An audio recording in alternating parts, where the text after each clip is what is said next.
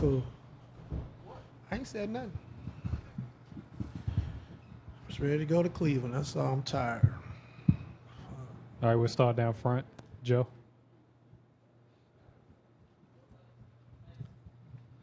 Ty, tonight with Kevin, was he seeing matchups on smaller guys that he hadn't seen before? And if he wasn't, then how was he able to take advantage of them tonight in a way that he hadn't been?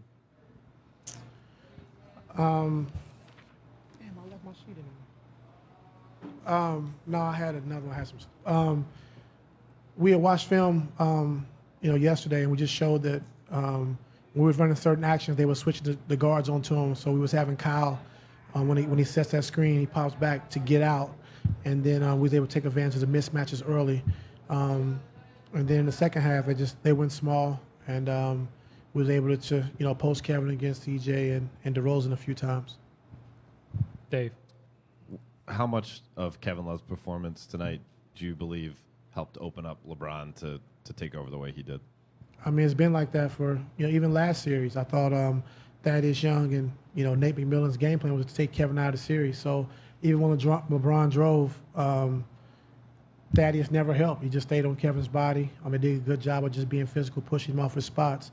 Same thing tonight. Kevin made a couple shots early, the same ones he's been getting, and he was able to knock some down early tonight. So that opened up the floor for LeBron and, had him guess if they wanted to double team or play him head up. So when Kevin's shooting the ball, playing with pace like he was tonight, I thought he really moved fast and spreading the floor in transition, hard cuts on our elbow curl big. So when he's playing faster with fives guard him, this is how he can play. And one follow, through the, 9 games you've played so far, where do you see the most improvement out of your team?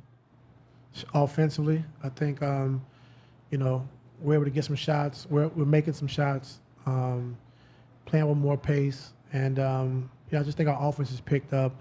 Defensively, first half, we were really bad. Second half, I thought we did a better job of holding the 47 points in that second half. And, holding Kyle to only 3 points in that second half was huge for us because he had 18 in the first half. Jason.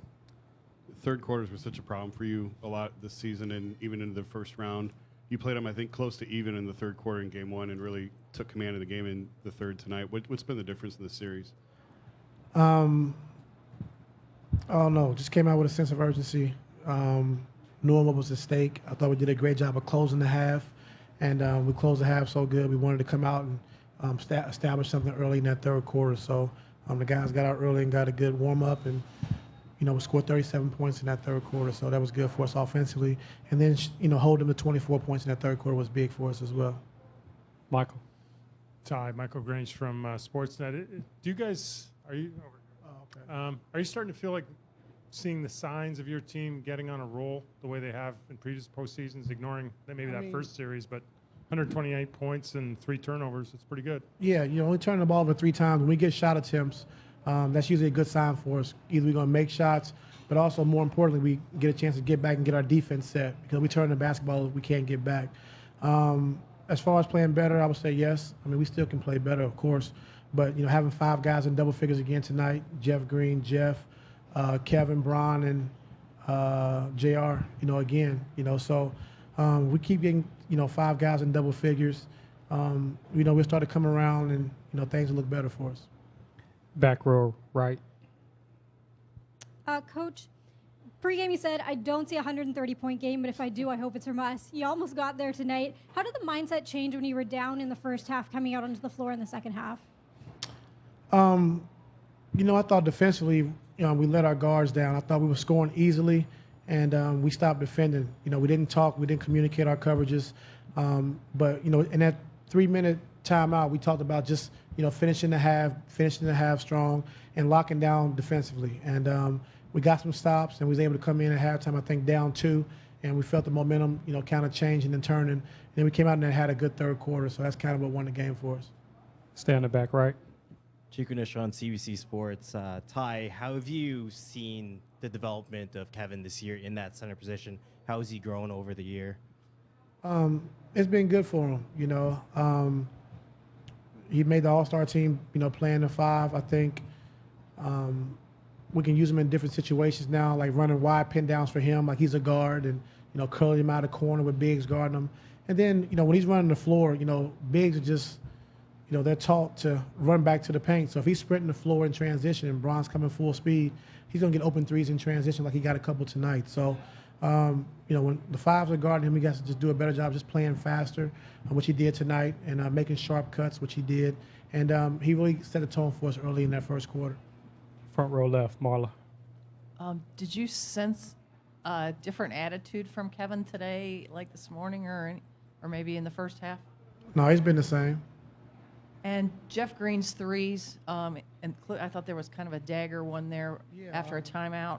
How big were those? Yeah, we ran a play, and LeBron kind of lost it. And, he tipped it out to Jeff, I think, with 2 seconds on the shot clock, and he made a three to put us back up 16 when they had a little momentum going offensively. And then the huge three he made in front of their bench in the corner on the swing pass from JR. So shooting 4 for 6 from three, from Jeff tonight is big, shooting the ball well. But, I thought he did a good job defensively on DeRozan at times. Of course he's going to be able to score, but, just making it tough for him. Is it down front, Steve? Steve Ashburn, NBA.com. Now, LeBron had a run of outrageous buckets there for a while, and there hasn't been much talk about it here. I'm just wondering, have you seen things like that so often that you get a little bit numb to it all? I mean, yeah, we took him down to the post, and he was able to make some tough turnaround jump shots. I think he got it going, and he was feeling it. So we just continued to feed him on the block. First it was Kevin. He scored 5 or 6 times or made the right play. And then we kind of featured Brown on the block, opposed to him. So he made some tough turnaround jump shots. But when he's in the rhythm, he's in that groove, you see it very often. Marla. On that same subject, when he hits those shots at the buzzer, does that demoralize an opponent? I don't know. You have to ask them. Go to our last one down front, Dave. Ty, you guys have won 3 games in a row now after that really tough loss in Indiana in Game 6. What gave you confidence in that moment after that Game 6 that there was still more postseason left for you guys to be played? I just think, just playing all year to have home court advantage. I think, going home for Game 7, the queue was rocking, the fans were great. And, when you play a Game 7 on your home floor and you have the best player in the world, you like your chances. And, the fans were great. Braun was great. Team was great. We got a big win. And, going into this series, we just, we knew that we had to be good. We know Kyle Lowry and DeRozan and the way Casey's done a great job this year of just changing the offense, being way better defensively. We knew it was going to be a tough matchup for us. But I do think that first round with Nate McMillan and his Pacers, they really did a good job of preparing us for this series. Thanks, everybody. Thanks, Coach.